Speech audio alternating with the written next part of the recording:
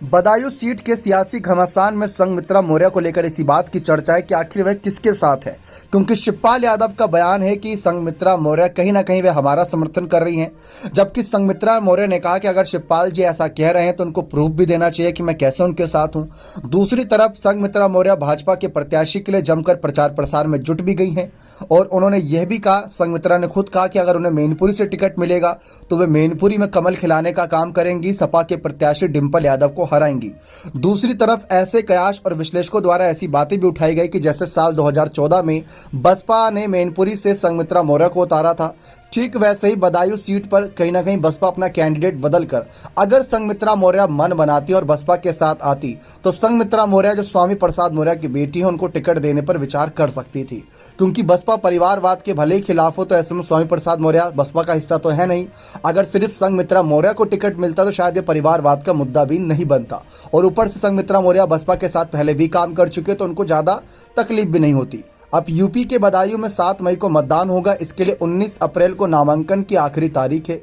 इसको लेकर गुरुवार को जिले के प्रदेश के उप मुख्यमंत्री ब्रजेश पाठक भारतीय जनता पार्टी प्रत्याशी दुर्विजय सिंह शाक्य के समर्थन में एक जनसभा को संबोधित करने पहुंची थी। वहां पर संघमित्रा मौर्य पूर्व सांसद संघमित्रा मौर्य ने कहा कि यहां से भाजपा प्रत्याशी की जीत लगभग 2 लाख वोट से होगी। बता दें कि बदायूं से चाचा शिवपाल के बेटे आदित्य यादव हैं, तो यहाँ पर माहौल काफ़ी गर्माया हुआ है। उन्होंने कहा कि हम शुरू से ही भाजपा के साथ हैं और लोग भी भारतीय जनता पार्टी के साथ ही रहेंगे। इस दौरान उन्होंने शिवपाल यादव पर निशाना साधा, कहा कि सपने देखने का अधिकार सबको है, चाहे वे खुली आंखों से देखें या बंद आंखों से। सपने देखना अच्छी बात है, लेकिन जीत भाजपा प्रत्याशी की होगी। उन्होंने शिवपाल सिंह यादव के लिए कहा कि वह कोई एक ऐसा प्रूफ दे कि संघमित्रा मौर्य उनके साथ कभी नजर आई हो या उन्हें कभी आश्वासन संघमित्रा मौर्य ने दिया हो। वहीं बदायूं बीएसपी प्रत्याशी मुस्लिम खान ने भी गुरुवार को अपना नामांकन भरा। इसके बाद उन्होंने बताया कि उनका मुकाबला भाजपा से है। मुस्लिम मैं हूं, इसलिए मुस्लिम मतदाता मुस्लिम खान के साथ ही जाएगा। बीजेपी का मुकाबला मुझसे है और किसी से नहीं।